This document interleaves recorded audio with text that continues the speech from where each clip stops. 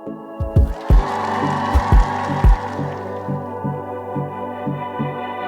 the record, we're riding. Take your time here for the record. Keep your mind in, cause there's a vibe here for the record. Waited just for you, my baby. Yeah. Welcome to the For the Record podcast with Mr. and Mrs. Record. My name is Sterling Record III. I'm going with Junior today. You can call me Junior. Yeah, and I'm with my amazing, incredible, luxurious, maybe even librarian today, maybe, or smart, intelligent wife, Haley. And thank you so much for coming back, joining us every week. It's a privilege. I mean, I've been seeing thousands of people now. Yeah, it's crazy. It's Thousands. amazing. And comments as well. We really appreciate the comments, guys. Thank you so much Yeah. for the fact that you keep commenting and just encouraging. It's actually really encouraging, trust me. Yeah, and suggesting episodes as well. We are reading every comment. We are listening. So by the way, just in case you think, there's an admin person who's reading. No. We actually read every single comment. And it's us responding back to the comments if you see us ever responding back. So be nice, okay? Be nice to us. But you suggested some amazing episodes and we're putting them in the pipeline.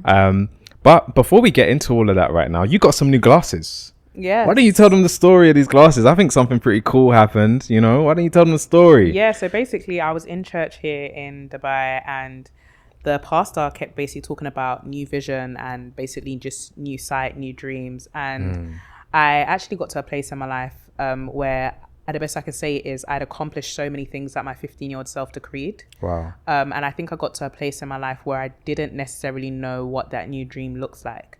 And I think there's a lot of people that don't talk about what happens when you've got when you've reached your accomplishments, the accomplishments that seem impossible, the accomplishments that seem like they seem so impossible and so hard for you to reach, and then you reach them, and then there's a part of emptiness that you kind of feel. So in church, for him to touch on that, I didn't realize it was actually an area of my heart that I hadn't actually surrendered to God. I hadn't actually surrendered my vision to God, my new vision to God. Like, God, what does the next 10 years look like? I think, yes, I've got goals and I've got dreams, but I haven't really had something that really scares me for the next 10 years. So just being able to say to God, like, I pray for new vision, I pray for new dreams. And I was in prayer and I had sunglasses, right? And I had sunglasses that were on my head. And literally as I was praying it, and I was laying hands on my eyes, praying over new vision and for God to restore and give me new vision, my sunglasses just dropped off my head. Now, obviously sunglasses do represent like the glasses, obviously sight. So I found it quite interesting. So obviously they dropped off my head and the church was dark. So I didn't actually see what happened to my sunglasses basically until the light came on. So it's only until the end of service when I picked up the sunglasses and I found that one of the lenses had basically broken and popped out of my sunglasses. Gone. And in my head, I was just thinking, okay, maybe this is a sign. I was like, oh, well, maybe this is something prophetic. You were just praying for new vision. Now all of a sudden your sunglasses are broken. So maybe this is prophetic. So I had to get some new glasses, right? And then literally with another friend, and literally 10 minutes after he had glasses actually, and literally 10 minutes after my glasses breaking, his glasses broke randomly, just broke. And he was also in the same church service praying the same prayer, and we basically were making it a bit of a joke about it, saying, wow, God is breaking old vision and giving us new vision. So I did something where I was just kind of like, I'm just gonna buy glasses as an act that I'm in a new vision season, that I'm seeing differently, viewing differently. So this is basically how my glasses came about. Yeah, and for all of you at home right now watching this, wherever you're watching this, new vision for you too. In Jesus' maybe name. You're in a place right now where, funnily enough, we're going to be talking about survivor's guilt, so maybe we'll get into that. Maybe you're in a place right now where you started to accomplish things. You started to hit milestones now that you always thought were impossible, but now you hit them. You dreamed them at 15 like my wife, and now 27, 26, 28, and all of a sudden all your dreams are fulfilled. Yeah. It's time to dream a new dream. It's time to get a new vision. And so there's somebody watching this right now. That's you. Yeah. Get a new vision. All right. And I'm wearing my Tough Mudder t-shirt today. This is actually my reward for completing a Tough Mudder. If you don't know what a Tough Mudder is, I'm going to give you a brief description. Tough Mudder, well, I don't know why my wife is laughing, but anyway, Tough Mudder is an obstacle course they do in the UK, right? It's called Tough Mudder because it's muddy on the average day, it's muddy. It rains, it's muddy, as you know, the UK weather. So you are running through 10K course, I believe it's 10K, doing different obstacles, jumping, going through water, going through this, going through that in mud. Okay. I completed this obstacle course and my reward is this t-shirt. The reason why I'm wearing it today is because I want to remind you, I'm preaching now. I want to remind you that for any of you who are in a relationship, any of you are pursuing marriage, this is a marathon, not a sprint. Okay. I started training for this Tough Mudder, I think 2 weeks before. And the first day I went out to train, I could not do 1K running. I was tired after half. How was I going to do 10? I have no idea. But every single day I kept going, and my stamina was increasing. My form was getting better. My breathing techniques were getting better. So maybe you just entered your relationship right now, or maybe you just crossed into marriage and you're feeling like this is stress. You've heard about our 1 year in marriage, and maybe you're feeling like, hey, the world is against us right now. You're in your first year. The world feels like it's against you. Keep moving forward. Your strength will increase. Amen. Your form will get better. Amen. Your techniques will get better. And that thing you thought was difficult yesterday won't be difficult no more. Yeah. So that's my motivational message for you from my Tough Mudder. But now we're going to do something a little bit new. Okay. Well, it's not new. We used to call it Spin the Record. Yeah. I don't know if you remember that in season 1. Maybe if you're some OG watchers, maybe you remember the Spin the Record. Maybe we need a new name for it. Maybe. But I got a dilemma for you that I have received. Yeah. And I want to know your thoughts on this, because this is actually something that we kind of have experienced. So it's titled, He's on Fire for God, but financially unstable. So I'm dating this guy, and on paper, spiritually, he's everything I've ever wanted. He leads worship. He prays over me every morning. He's got deep revelation. And honestly, I feel covered spiritually in a way I've never felt before. But there's this one part that keeps me up at night. His finances. He's 32, still living paycheck to paycheck. And every few months, it's a new business idea or side hustle that doesn't quite take off. I've always dreamed of building with someone who's stable, someone I can rely on. But I also don't want to throw away a man who clearly loves God just because his money isn't right. My friends are split. Some say I'm settling. Others say I'm being too worldly. I'm torn. Can someone truly lead you spiritually if they can't lead themselves financially? Or am I the one who needs to rethink my priorities? That's Thoughts? A good one. That's a good one. One of the things I definitely would say about finance is all about mindset. And I think sometimes it's having an honest conversation, number one, but also allowing your partner to be exposed to a way of thinking that you are into. So I remember last year, I really wanted to go to this conference in Atlanta.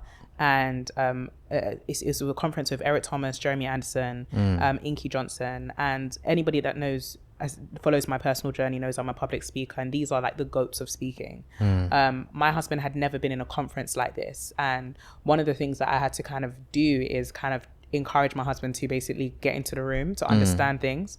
And there was particular things that we both picked up because we were both in the room. Now, one of the things that I'm constantly learning is that you can't expect someone to take something away when you're not willing to expose them to it. Wow. And I find that when it comes to finances, for me, when my way of thinking, when it came to finances, I had to expose my husband to those teachings.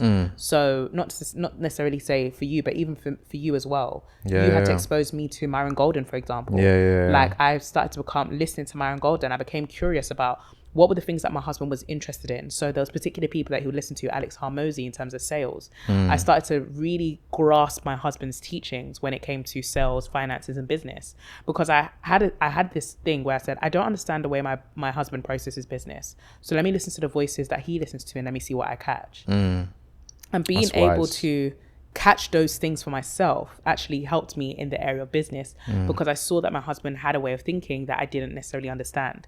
And one of the things I would say about finances is that finances, a lot of the time, people actually operate out of trauma rather than information. And I think if you... For the record, when it comes to finances, a lot of people operate out of trauma rather than information. And I find that a lot of people don't understand that finance is actually a habit. So you operate out of habit rather than actually information. So rather than believing that he's unstable financially, I think it's about having an honest conversation as to where is he actually unstable. I don't think he's unstable financially. I think he's probably unstable in his security in himself. Because if you want to start and stop a business every few months, it means that there's something within yourself that you believe that you don't know how to finish well. You are so wise, girl. You're so. Is it them glasses? Are you getting some extra wisdom from them glasses or something? So funny. You are so wise. Thank you. But on a serious note, it's something inside of you that you believe that you don't know how to finish something well. So that's internal. So I think it's about being a mirror, being a supportive voice.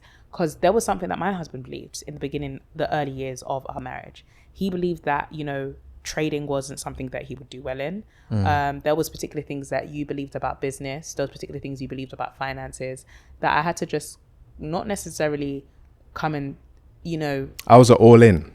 I was a big, heavy risk taker. Yeah. You've calmed me down a lot. Yeah. Because you exposed me to the idea of safety, defense. I was all offense. I was always looking for the next opportunity to become a millionaire, but I wasn't thinking about protecting what I had. Whereas when you came into my life, you were very good at protecting what you had. And so you made me start to think about, actually, don't put all your eggs in one basket. Maybe put 20% in that basket and keep 80%, because another opportunity might come if this one doesn't work out. But I wasn't like that before. Yeah. I was like, whatever I had, I'm all in. I'm all in for whatever. Like financially, I was high risk. And people who are like that, generally speaking, you're not going to make it. Generally speaking, you're always going to come to a point where you go super high risk and you lose. You lose. And so even though I had some success, that mentality definitely caused me a lot of damage as well. And it's really you who's been changing that. Because still sometimes I can be a bit too risky, but you've been changing that in me, you know? That's kind to hear. Well, nice to hear. Yeah. So it made me even think, wait, actually, before we even get onto that, so what would you do? In this case, with this person, this scenario, you would first expose them to some new stuff, try and understand the underlying habits as to why they're behaving in the way they're behaving. I'd have an honest conversation. Number two, if the honest conversation doesn't work, invite in trusted counsel that your partner respects, and allow them to be honest with them at least, and maybe have somebody who will interpret or be able to mediate an honest conversation. Then I'll say number two, or I guess say number three, is exposing them to resources and exposing them to trainings and things that would help them in the area of finances, and also having goals. Have habits. 20. One of my favorite books is it The Power of Habit by Charles Duhigg? Duhigg, I think. The Power of Habit. And there's also Atomic Habits as well. I think challenge him to make the small changes. There was something that I read in terms of Atomic Habits that talks about from New York to LA, if it's like 5 hours, but if you change it 2%, I'm just speaking hypothetically, I could be wrong, if you change it like 2% degrees right or something like that, the flight path slightly, it ends 1%, you end up in a completely different place. And I think a lot of people think that finances is about the big. It's actually about the small. It's about the small habits. It's how many times are you ordering Nando's? Right. What do you grab when you're exiting the shop? Are you grabbing them M&Ms, that extra couple pounds? Are you doing that every time you go to Sainsbury's? Yeah, I hear you, Shorty. It's the small habits when it comes to finances. So I believe a lot of people don't check their habits when it comes to finances. And if you really want to understand if you really want to understand what you believe about money, just print out your bank statements and see exactly where your money goes. Yeah.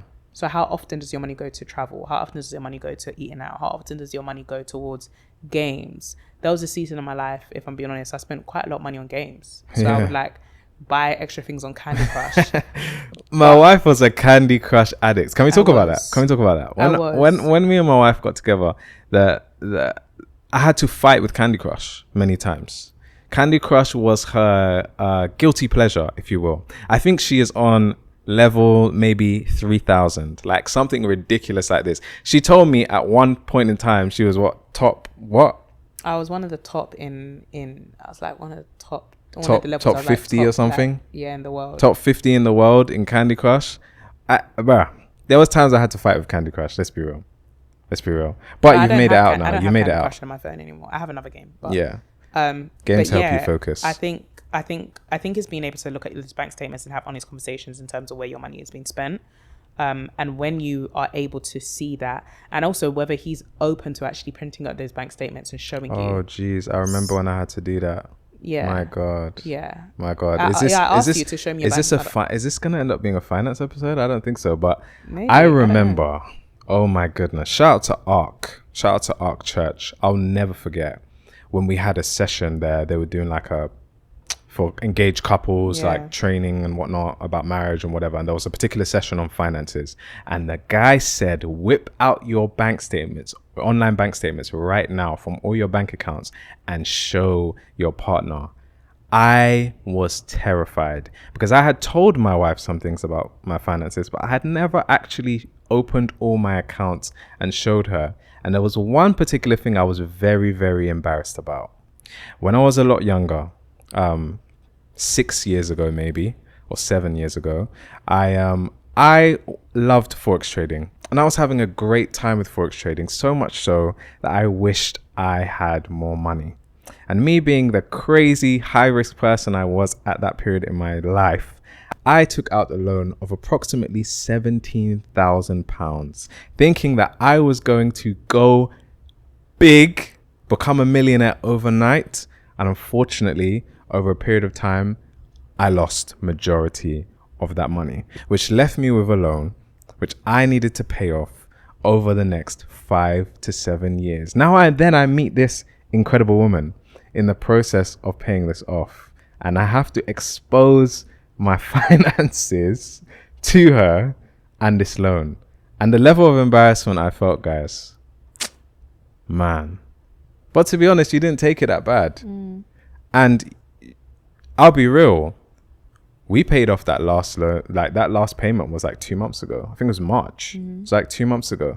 It was like the end of an era for me, but this is something that came with us into marriage, and 2 years and a bit into our marriage, something that I was literally regretting because it's taking away finances from us. It's whatever. But that exposing it in that church, that was that moment where I really put all my shame out on the table and got to see how you would respond. And to be fair, we're still here. Yeah. I mean, handling finances in any relationship, I think, is really hard. I think it's not going to be a one size fits all.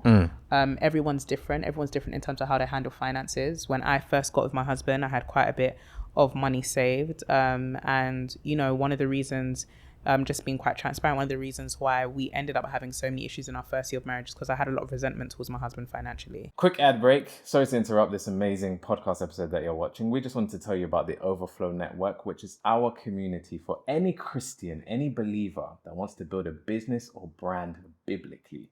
We got you. Tell them about it, babe. So we've got different trainings, different teachings, where we're basically helping you scale your business, your brand, and your finance biblically. I think a lot of people understand we're in a crucial time of wealth transfer, and we want to make sure you will not miss it. So we are teaching prophetically and we're teaching biblically. How can you ensure that your business, your brand, and your finances thrive in a time such as this? 2025 is the year to thrive. So the link is in the bio. If you want to be a part of it, click that link. Now let's get back to the podcast.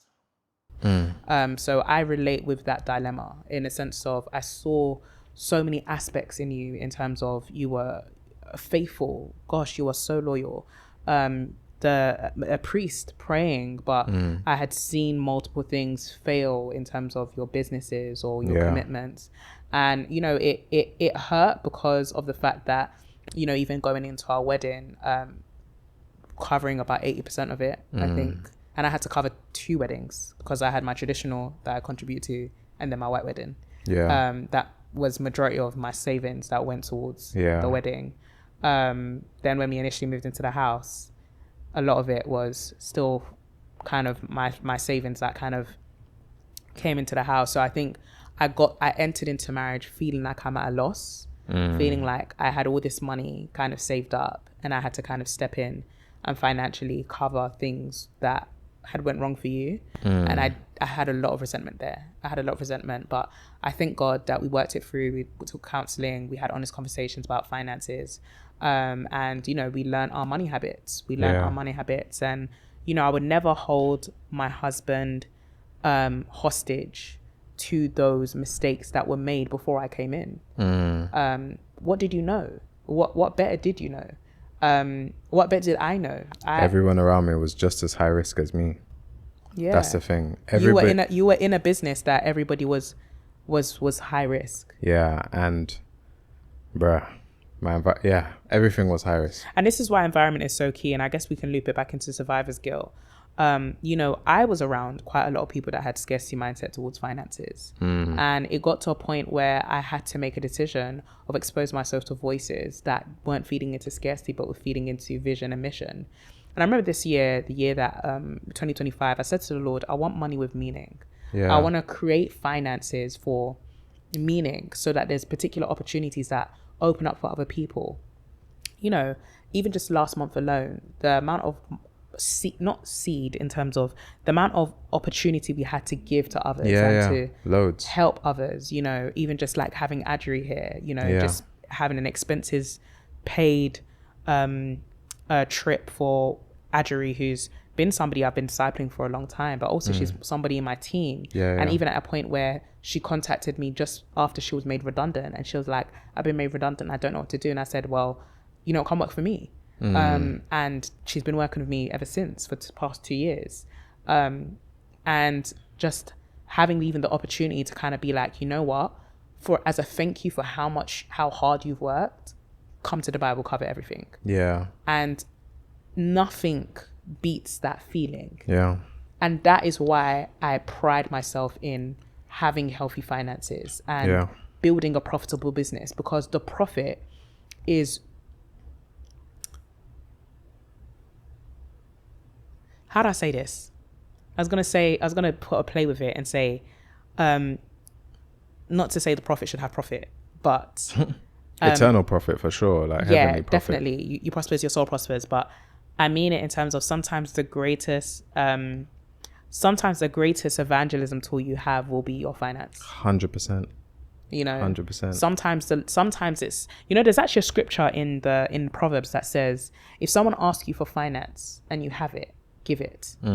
Because I think a lot of the time someone could be like, I'm in a financial place and, you know, things are really hard, and people be like, I'm praying for you. But the reality is that prayer is not going to be the solution in that moment.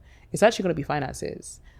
You know, we had a situation that there was someone in our network, someone we love dearly, that needed to get to another country very, very quickly because somebody in their family was very sick. And it was one of those moments that I just couldn't say, I'm praying for you. I just said, okay, tell me what the ticket price is and we're paying it. It was straight away. Like, there's just some scenarios and there's some situations where that prayers aren't going to cut it. Prayers will contribute. But so will finances. You know, and I think that's why I'm so big on really being passionate about Christians being financially free. And Christians getting a hold of their finances, and not just being somebody who you can prophesy and pray, but can you produce profit financially? Can you be somebody that when things hit the fan, are you able to step in financially and help particular individuals? That's what the world respects. They respect money. Definitely. It's not even just the world. Everybody needs money. Everybody needs money. There's something that I heard where they said prayers move the heavens and finances move the earth, and I believe it. It's facts. I believe it. I think finances move the earth. And I remember, you know, going into Survivor's Guild, I remember when we first started making money. Listen, we had a 6-figure month in 2023, and I remember getting so scared when I saw that finance. Even forget that, I'll never forget the time that I got a 5-figure speaking engagement, and I saw £20,000, the first time I'd ever seen that money in my account. And I remember I cried.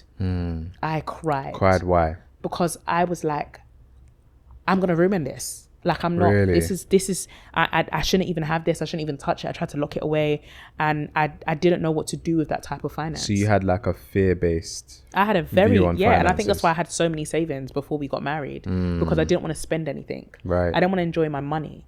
And I think even moving to Dubai, there's still elements I have to fight. And I think you see, obviously, behind the scenes, I know I fight survivor's guilt every single day. Yeah. I have to fight it. It's literally a not necessarily a stronghold, God forbid that, but it's an anxiety. Even when we was watching church yesterday in terms of the place of grace, and even when Adjoa and Rev, should I say, is she called Minister Adjoa? I call her Mama A, but anyways. I'm sure she don't mind Mama A. Yeah, well, she was more or less talking about anxiety and how, you know, how you have to be able to see anxiety in the different areas of your life. And I didn't realize how for a long time I've had anxiety when it comes to finances, even though I am financially free. Yeah. So it's one of those things where, you know, I have outgoings. It's interesting. What I used to pray I would get what I used to pray that I would get is my outgoings a month. That's how I know that my finances are in a complete different place. Yeah. Because what I used to pray would come in is what we have outgoings every month. So it now got to a point where it's like, wow, God, you've trusted me with a certain level of finance. You've trusted me with a certain level of wealth. What is it within me that still believes I don't deserve it? And what is it within me that also feels I have to compensate other people's ignorance? Yeah. Because unfortunately, and this is a thing that a lot of people also don't talk about, is when you are the person that has finances, it's the unspoken expectation that if you take someone out, you have to be the person to cover the bill. Yeah. You have to bring everybody up with you. I will never forget, there came a time when there was a particular person I kept taking out, and whenever the bill came, they'd go on their phone. They just knew. They knew. This ain't mine. Yeah, this ain't for me. This ain't. He's gonna cover it. This for you. All right, here you go. And I just it got kind of disheartening, because it was just kind of like, wow, I wish that somebody just had the decency to kind of be like, hells, I'll cover it. Yeah. And I had to change my friends according to that. I now have friends that literally are kind of like, oh, I'll just take it. Or this is on me. Next time it's on you. Yeah. We always have this, it's on me. Next time it's on you. Yeah. So we have that common ground where it's like, next time it's on you. Yeah. Or this time it's on me. They'll reciprocate. They'll give the same energy. They give the same energy. It's not necessarily about how much money they have in their account or how much Yeah. you have, but they'll give the energy. They're willing to actually invest some finances into the relationship. And it's important to have those type of people around you. It's important to have people around you that don't have a false expectation of you financially. It got to a point when I feel like those particular friends that I generally felt were expecting me to fund their lifestyle. Yeah. Like I had particular family members, Jesus, I can't even get into that. Like there's been particular family members that I've had to distance myself. And that's been probably the most painful thing that I've experienced this year. It really broke me down last year when I had to cut off a particular family member because they had an expectation for me to sponsor their whole lifestyle. Yeah. And I literally did, to a certain extent, for about 6 months. I paid their rent. Yeah, and it wasn't enough. I paid their rent. It's never ending. And then literally it was just kind of like, well, I know you've been paying my rent, and thank you for paying, basically covering all my food and my rent, but I needed to cover this, and this. And then it got to a point where the demands were becoming so much. And even though I did have the finances that I could step in and cover that particular person, it had nothing to do with the finances. It had everything to do with a false expectation that came from survivor's guilt for me, that I felt that there's no way that I can have finances and I don't bless everybody else. Yeah. And honestly, if I'm being honest, I think it comes from an African mum mentality. Many people who've grown up in African homes, we had seen our mums give back constantly. We had seen our mums constantly either build a house or pay for school fees. And I think that was an element, and I think it's a beautiful element, by the way. The Lord requires us to give. Yeah. Giving is a part of righteousness. Yeah. So when the Bible says, seek first the kingdom of God and his righteousness, what is righteousness? To pray, to fast, and to give. Yeah. That is part of righteousness. God requires you to pray, to fast, and to give. Right. It's a mandate within Christianity. However, what place are you giving from? Yeah. And I found that I was giving from a survivor's guilt place. I've actually been on the receiving end of this, not from you specifically, but I've lived in many places, had many housemates, but there's one particular housemate that I had who we were supposed to be paying rent, but he had guilt for his family to the point where he was given so much that he didn't have rent money left. Yeah. And I'm there like, okay, Now I'm financially stressed because you ain't doing your end of the bargain. And the reality is, if you are giving to someone, you are taking away from something else. Oh, that's good. For the record, that. For the record, when you're giving to someone, you are taking away from something or someone else. So he was given to his family, not realizing he's taking away his rent money, not realizing he's given to them, adding stress to me, right? And so I've been on the flip side of that. And there are many people, like you said, who are not able to function correctly because they feel like they have to bring everybody else up with them. And some people, they generally cannot survive the heights. I have a friend of mine that lives in the Burj Khalifa, and I remember when she was taking me to the top floor, I think it's 122nd floor, she was telling me that the Burj Khalifa, nobody is allowed to go, I think it's 153, but I think nobody's allowed to go beyond 130, simply because of the fact that it's dangerous, because of the fact that the air is too thin. The oxygen levels is too thin, that if anybody goes beyond there, they can die. And there's some people that generally are not cut out to go beyond your heights. They can't breathe up there. They can't breathe up there. So even if you're trying to take them up, they will choke. Yeah. They will choke. They will die. Sometimes for their own safety, you have to leave them where they are. You have to leave them down there. You have to leave them down there. You have to let them go. And go. The pain of that, that's survivor's guilt. The pain of that. And it's this year where I felt it the most. So there was particular friendships that I had to really let go, and I came to a realization that you can't be trusted up here, because as you come up here, you will survive. You will not survive. Sorry, you will choke. You will choke. You will choke. You will pass out. And you will choke me too. Yeah. You will choke me too. Yeah. And I think there was something that Tyler Perry said, which was really, really important. He talked about success, and he likened it to a boat. And he basically said that there's two types of people that you can't have in your boat. He said there's the one person that will start putting holes in your boat because they're upset that you're the sailor. Wow.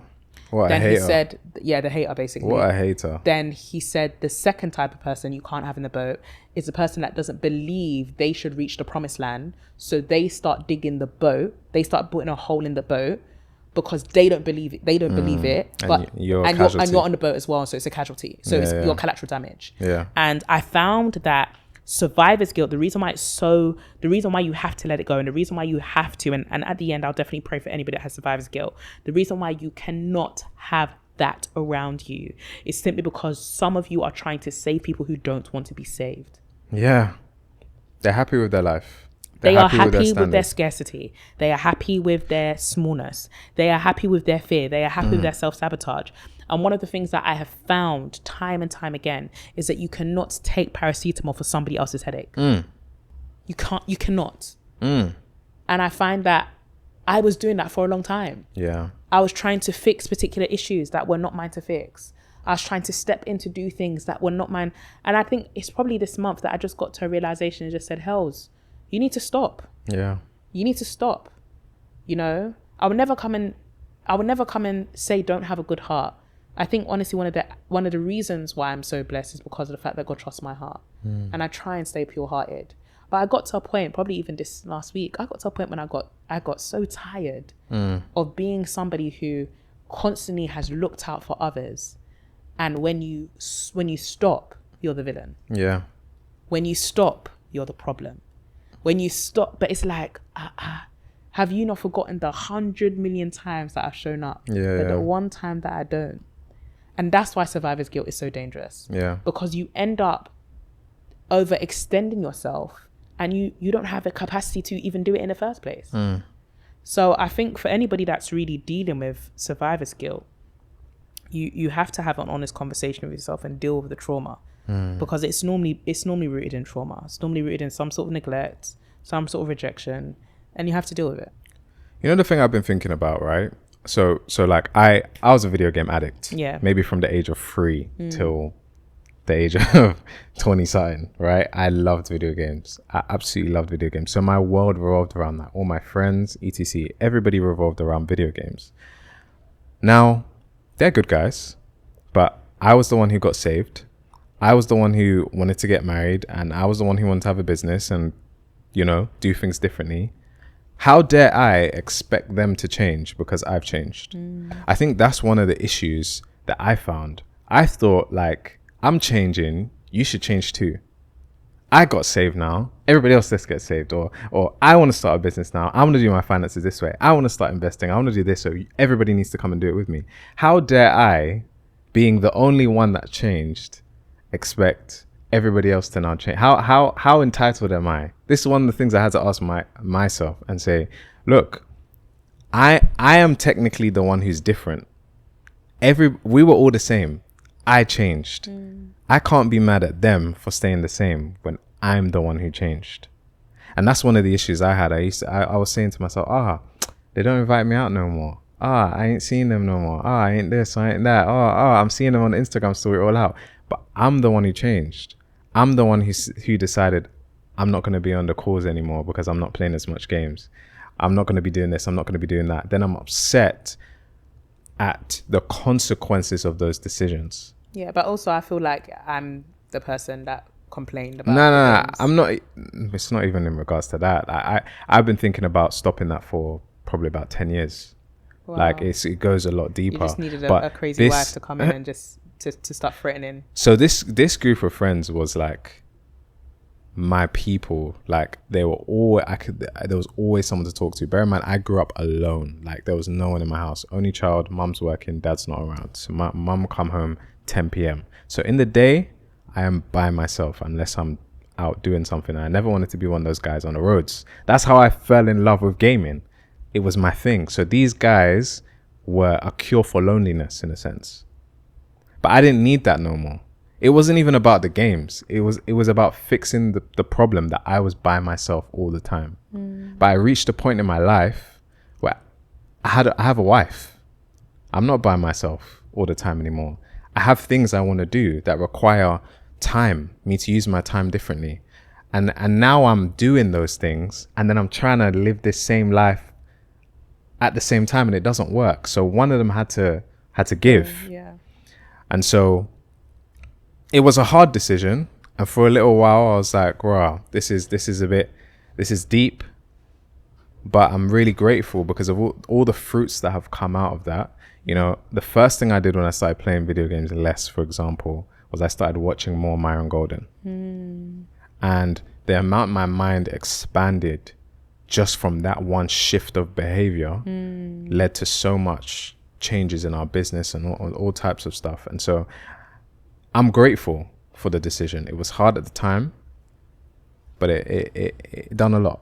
Yeah, I think for anybody who is navigating new seasons and new terrains, I think it's always going to be hard because you will get to a point where you will look at particular friends and you will realize that this person doesn't align with my new way of thinking or my new identity, or my new identity, the new version of yourself. And you know, I remember when I got married, I used to be the person that swore by the fact that you won't lose friends, it's not that deep. Or I used to be the person that used to swear by it's not lonely at the top, until I kind of got to a particular tax bracket, until I got married, until my conversations changed. You know, it comes to a thing when somebody is saying, and this is no disrespect, honestly, at all.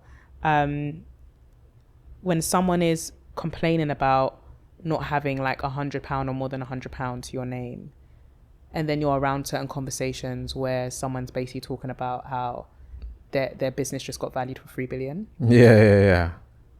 Your head starts spinning. Yeah. And Two different worlds. Now I'm around the people who their businesses are getting valued for 3 billion. Different worlds. And those conversations are so different to the people who don't have £100 in their savings. And it's sad because there is those people who I try to help.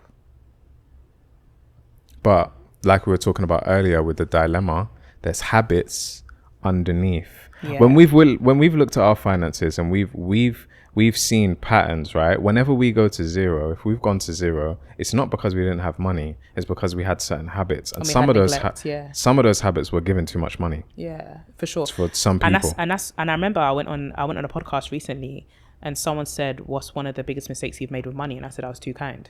Wow. That's one of the biggest mistakes I've ever made with money. I was too kind. Yeah.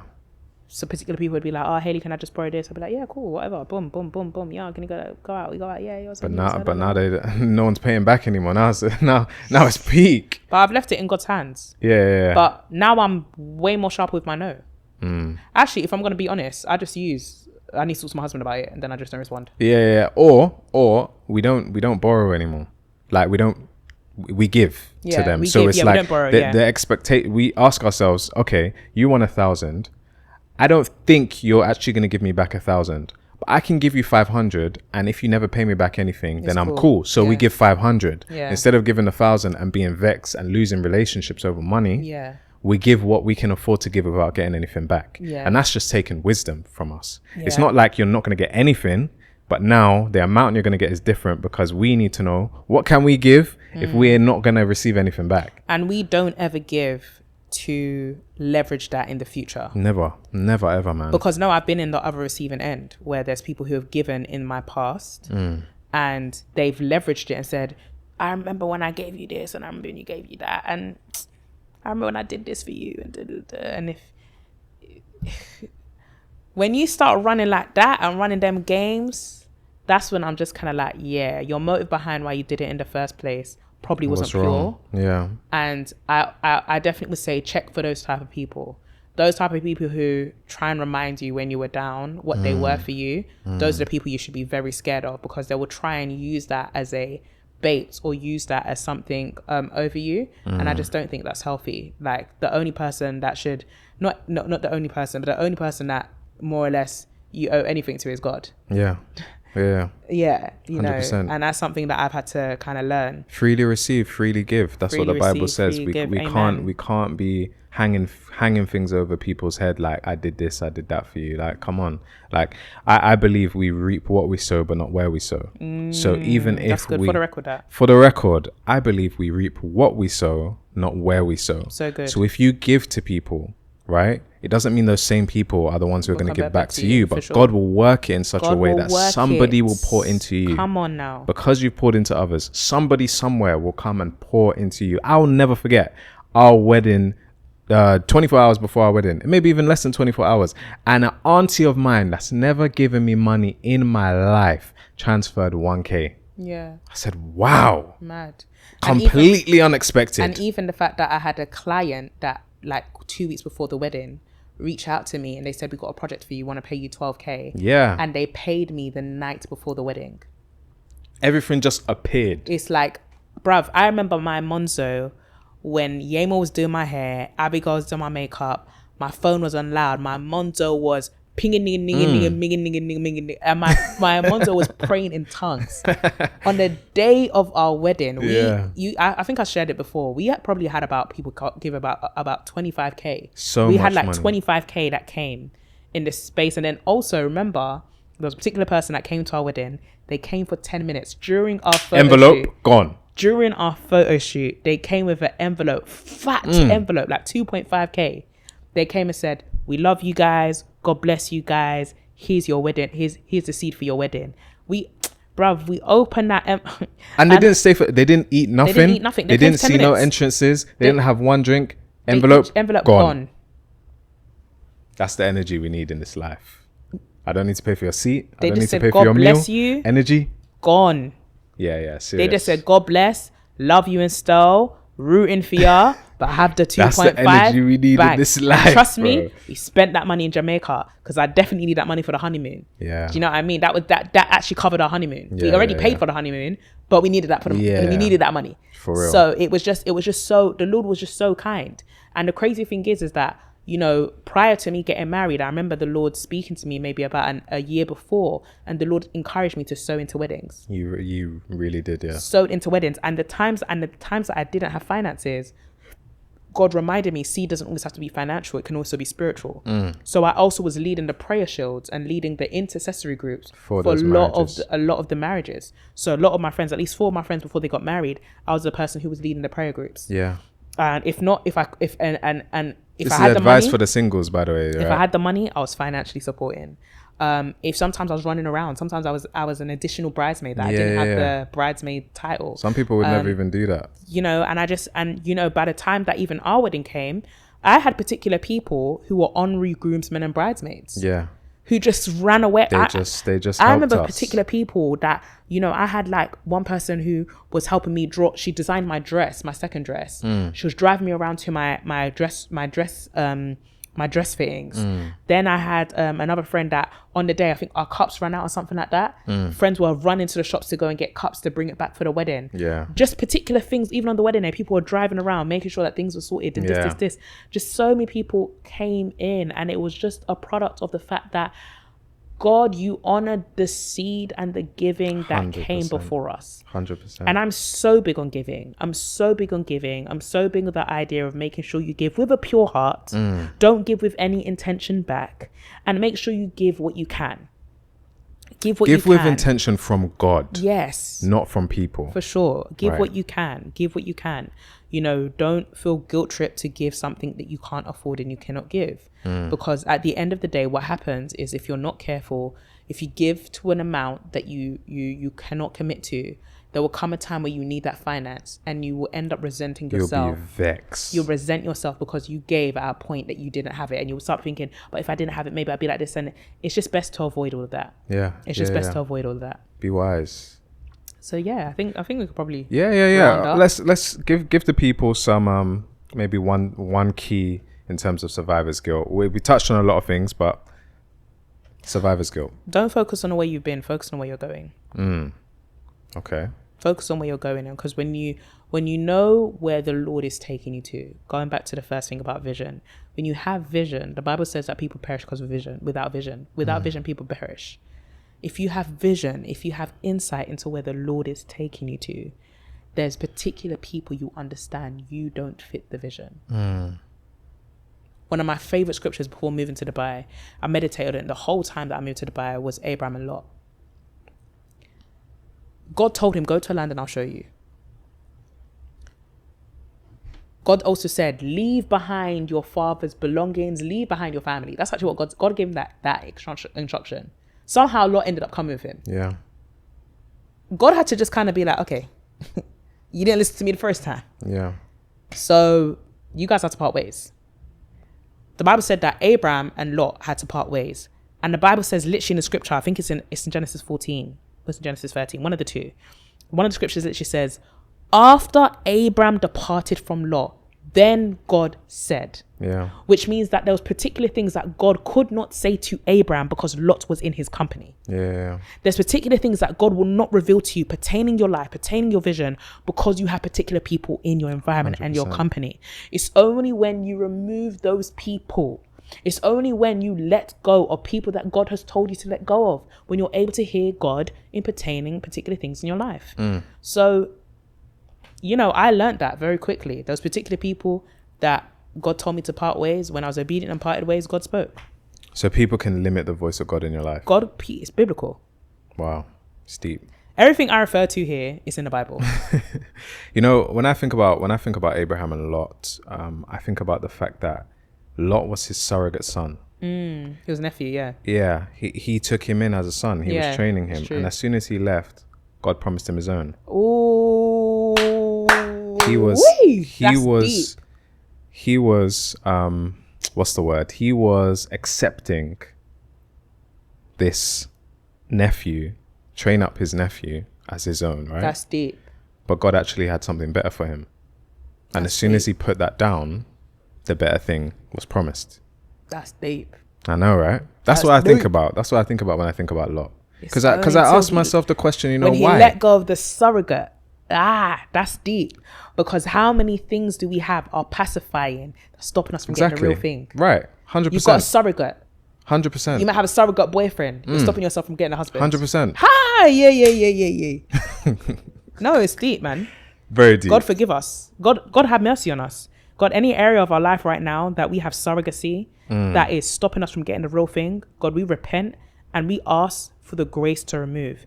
And maybe that is we end here. Prayer prompts. Guys, ask God to give you the grace. And the reason why I say give you the grace is simply because to remove yourself from something, someone, somewhere is hard. You need the grace to do it. You do. You need the grace to do it. Trust me when I say this. Like bondage. Ooh, It can Some of you feel might need like- deliverance. No, for real. For real. So you need to ask for the grace to do it. And I pray that God will give you the grace. I pray that God will give you the grace to remove yourself from anyone, anything, anywhere that the Lord has not called you to. Amen. I pray that grace over you in Jesus' name. Amen. Some seasons have just expired. Yeah. Maybe it was good for a previous season. Yeah. But now it's expired. Now it's expired. And you I have always, to be able to discern for the sure, times and the seasons. and know what you ought to do. And it's interesting you say that, because one of the things that people don't talk often about is they don't talk often about the fact that there's some seasons. There is generally some seasons where you have to part ways, and it doesn't have to be a beef ting. Right. It doesn't have to be with pain and malice.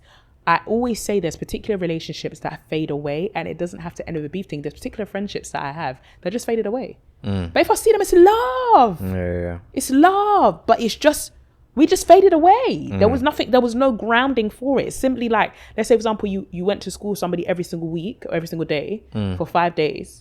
Then now you go to a different school.